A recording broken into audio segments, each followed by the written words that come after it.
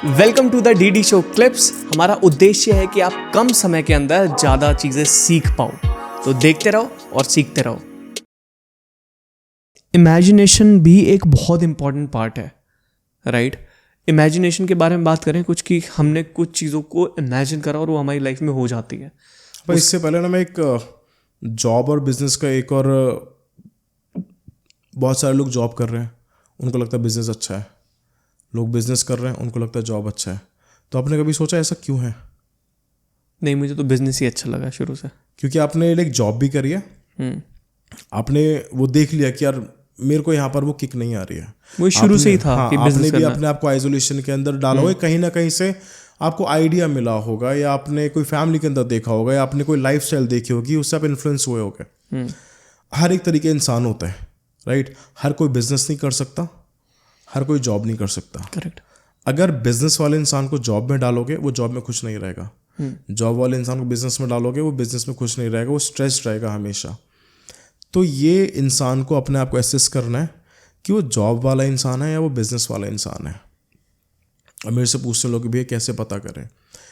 तुमको ये पता करना है कि अगर तुमको ज़्यादा लोगों की लाइफ के अंदर इम्पैक्ट एक्चुअली में करना है, तुम्हारे अंदर से आ रहा है, तुम देखते हो कि यार बहुत ज़्यादा प्रॉब्लम्स है, मेरे को सॉल्व करना है, मेरे को ये जानवर बहुत ज़्यादा परेशान है, लोग बहुत गरीब है, इनके लिए कुछ चीज़ करना है, अंदर से आ रहा है, अगेन कॉन्शियसली नहीं, वो कॉन्स्टेंट थॉट आ रहा है तुम्हारे दिमाग के अंदर।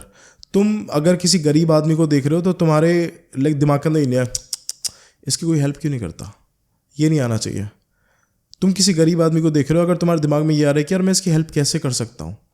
अगर तुम किसी कुत्ते को, किसी जानवर को, गाय को तुम भूखा देख रहे हो, अगर तुम ये करो ओ बेचारा, ये आ रहा है, तो तुम जॉब ही करो फिर, राइट? तुम बिजनेस की तरफ तुम बिल्कुल मत जाओ, वरना वहाँ पर तुम खुद भी बर्बाद हो जाओगे, और अपने से जो गलती से अगर बिजनेस थोड़ा सा चल गया, ऊपर पहुँचोगे, नीचे एम्प्लॉयज़ आएंगे, तुम खराब हो जाओगे, वो भी खराब हो जाएंगे। तो तुम्हारा जो कार्मिक डेट है वो बहुत ज़्यादा बढ़ जाएगा। जब वो बढ़ जाएगा, फिर वो जनरेशन टू जनरेशन चलता रहेगा। आपने बहुत सारी ऐसी फैमिलीज़ देखी होंगी जिनके पास बहुत सारा पैसा है, बट वो सालों से खुशी नहीं है, उनकी फैमिलीज़ का कुछ ना कुछ डिस्ट्रक्शन होता रहता है। तो उनका कार्मिक डेट है कि किसी ना किसी उनकी जनरेशन के अंदर ये गलती कर दी होगी कि ठीक है मैं कुछ स्टार्ट करता हूँ। उन्होंने अगेन बहुत सारे लोगों की रिस्पॉन्सिबिलिटीज़ ले ली, पर जब ऊपर पहुँचा वो खुद की रिस्पॉन्सिबिलिटी लेने में फेल हो गया, और वो नीचे वाले लोगों को प्रोवाइड नहीं कर पाया, और उसकी वजह से बहुत सारे लोगों ने सफ़र करा। अब उनकी नेगेटिव एनर्जी उसकी तरफ गई, तो वो तो सफ़र करने वाला है, चाहे वो खुद से करे, और जितना बड़ा कार्मिक आपका डेट होगा वो उतनी ही जनरेशन्स तक सफरिंग चलती रहेगी। अब डेथ में एक और चीज़ आती है, लोगों को ऐसा लगता है कि उनके मरने के बाद अलग लाइफ ख़त्म है। ऐसा नहीं होता, लाइफ कभी ख़त्म ही नहीं होती है। अब किसी ने शादी करी, उसने बच्चा करा, तो उसकी बॉडी ख़त्म हुई है, उसके स्पर्म्स, उसका सोल, उसका ब्लड, उसके जेनेटिक्स, वो दूसरी लाइफ वो फिर से क्रिएट हो चुका है वो। तो जो चीज़ें उस इंसान ने अपनी लाइफ के अंदर करी होगी, जैसे बिलीफ सिस्टम, जैसा माइंडसेट होगा, क्योंकि एक टाइम के बाद ना हर एक इंसान को पता लग जाता है कि यार मैंने यहाँ गलती करी है, ये मैंने गलत करा है। वो सारा जो कोड है ना, जो कोडिंग करते हैं, वो सारा कोड आपके जेनेटिक पूल के अंदर जाएगा, वो आपके बच्चे के अंदर चला जाएगा। तो इसलिए कहते हैं कि ये बच्चा अपने माँ बाप पे गया है। तो लाइफ को जब हम इस तरीके से देखेंगे ना कि यार हमको सिर्फ ये एक लाइफ नहीं है, हज़ारों सालों तक जीना है, सिर्फ हमारी बॉडीज़ ही चेंज होने वाली है। तो हमको लाइफ को स्पिरिचुअल वे की तरफ और लेके चलना है। अगर जॉब करना है तो जॉब ही करो, और अच्छे से करो, बिल्कुल मन से करो। ऐसा नहीं है जॉब के अंदर अच्छे पैसे नहीं है। 20 करोड़ का पैकेज होता है, 100 करोड़ का पैकेज होता है, 1000 करोड़ का पैकेज होता है, पर वो उन्हीं का है जिनका पर्पस है कि यार मेरे को जॉब के अंदर, इस कंपनी के अंदर वैल्यू प्रोवाइड करनी है। I have seen many people जो बहुत खुश हैं, उनको 15-20 लाख रुपए सैलरी मिलती है, दे आर हैप्पी, राइट? और वो लोग भी देखें जो 25-30 लाख रुपए का प्रॉफिट कर रहे हैं, but they aren't happy. At the end of the day happiness is the key. Happiness तुम्हारे आसपास के लोगों की लाइफ भी इंक्रीज करेगी, तुम्हारी भी लाइफ इंक्रीज करेगी, इसलिए पूरा ऑरा चेंज करेगी। सो बहुत ही डीपर लेवल पे सोचना होता है हमें, पर डीपर लेवल पे सोचने के लिए टाइम नहीं है। टाइम इसलिए नहीं है क्योंकि टाइम मल्टीपल जगहों पर देना है। तो जितने अपने आप को अकेले रखोगे, उतनी ही एनर्जीज आपकी सेव होने वाली है। और डायरेक्शन मिलेगी अगर डीप थिंकिंग करेंगे और तो। डीप थिंकिंग करेंगे डायरेक्शन मिलेगी हमें। सो इस तरीके से लाइफ को लेके चलो, सिर्फ ऐसे मत लेके चलो कि यार जॉब करना है या बिजनेस करना है। कर तुम कुछ भी लोगे, पर at the end of the day तुम खुश रहोगे या तुम खुश नहीं रहोगे। तुम लोगों की लाइफ पे अगर तुम्हारे पास कुछ देने के लिए नहीं है ना, तुम सिर्फ लोगों के साथ बैठ के, अगर तुम्हारा ऑरा अच्छा है, तुम खुद से पॉजिटिव हो, तुम उनको पॉजिटिव फील करवा सकते हो। इससे अच्छी बात क्या हो सकती है? लोगों को लगता है कि अगर उनको किसी को दान करना है तो पैसे ही दान करना है। तुम उनको कॉम्प्लीमेंट दे सकते हो, तुम उनके पास बैठ के बात कर लो, सिर्फ पास बैठ जाओ, तुम सिर्फ उनकी बातें सुन लो। ये भी एक तरीके से गिविंग के अंदर आ गया। लोगों को लगता है कि दान देने का मतलब है सिर्फ पैसे दें। दान देने का मतलब है कि तुम उसकी लाइफ के अंदर किसी न किसी तरीके से चेंज कर रहे हो, पर उसके लिए तुमको खुद से अंदर से क्लेंज होना पड़ेगा, खुद को पर्पसफुल थिंकिंग करनी पड़ेगी तुम्हें। एक और सबसे इम्पोर्टेंट चीज़ है, आपने बिजनेस स्टार्ट किया, क्या आपके पैसे लगे उसमें? नहीं, मैंने बिजनेस स्टार्ट किया, मेरा कोई भी पैसा नहीं लगा, मेरा समय लगा है।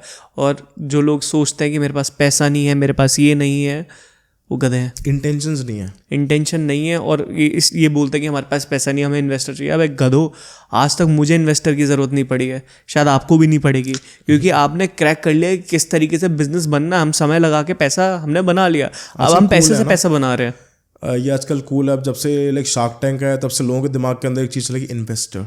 दे are searching for the investors.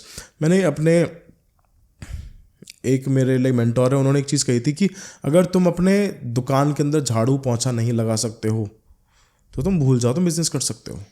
अगर तुमको झाड़ू पोंछा लगाने के लिए भी स्टार्टिंग में इनिशियल स्टेज पे तुमको ज़रूरत पड़ रही है किसी की, और तुम्हारे पास बहुत ज़्यादा टाइम है, तुम तब भी कह रहे हो छोटू ये कर दे वो कर दे, तब फिर तुम्हारे लिए बिजनेस नहीं है। बिकॉज फॉर मी बिजनेस, या मत इसको मैं बिजनेस नहीं कहूँगा, इसको मैं एक तरीके से क्रिएशन कहूँगा। कि क्रिएट करना किसी एक पर्टिकुलर प्रोडक्ट या सर्विस को जो लोगों की लाइफ के अंदर इम्पैक्ट लेके आए, उनकी लाइफ की जो स्पीड है उसको तेज़ कर दे। अब फॉर एग्जांपल लोग मेरे से लाइक सीखते हैं, तो मेरा पर्पस यही होता है कि इनका लर्निंग कर्व थोड़ा सा छोटा हो जाए। जो चीज़ इनको 4 साल के अंदर सीखने के लिए मिल रही थी, उनको 1 साल के अंदर मिल जाए, या लाइक 1 महीने के अंदर मिल जाए। कि जो बाकी का जो बचा टाइम है वो और चीज़ें बिल्ड करने पे लगा सके, और लोगों को प्रोवाइड करने पे लगा सके।